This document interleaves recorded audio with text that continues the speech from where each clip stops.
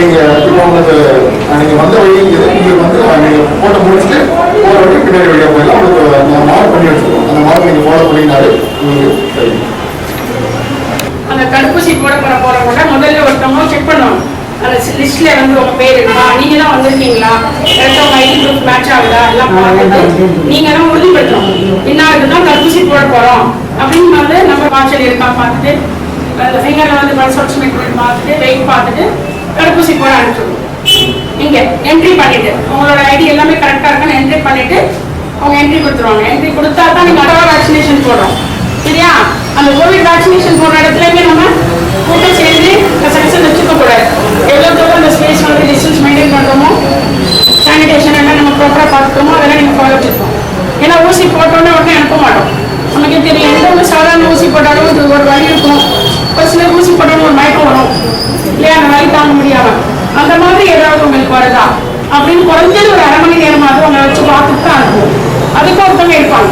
அவங்க சொல்லுவாங்க அவங்களுக்கு எது இருக்கா அந்த மாதிரி இருக்கான்னு கேட்பாங்க. அது இருந்துச்சுன்னா ஆமான்னு சொல்ல முடியும், இல்லைன்னா ஒன்றும் இல்லை. எது இருந்தாலும் இல்லைனாலும் அரை மணி நேரம் உங்களை வச்சு பார்த்துட்டு தான் அடுத்த நீங்க அவங்கள தாண்டி வெளியே போகும்போது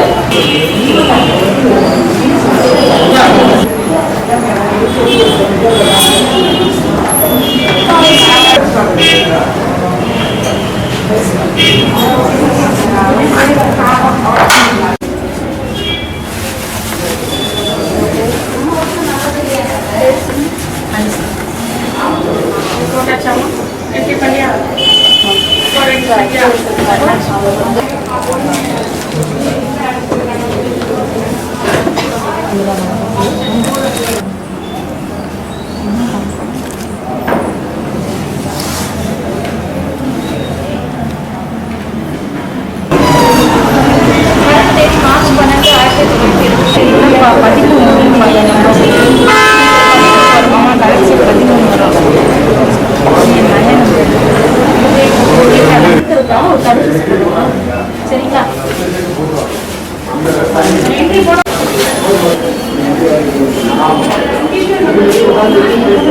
அதற்காக போனீங்களா? இனிமேல் உங்களுக்கு வந்து நோய் எதுவும் பரவாமல் இருக்கிறதுக்காக இந்த போடப்போம்.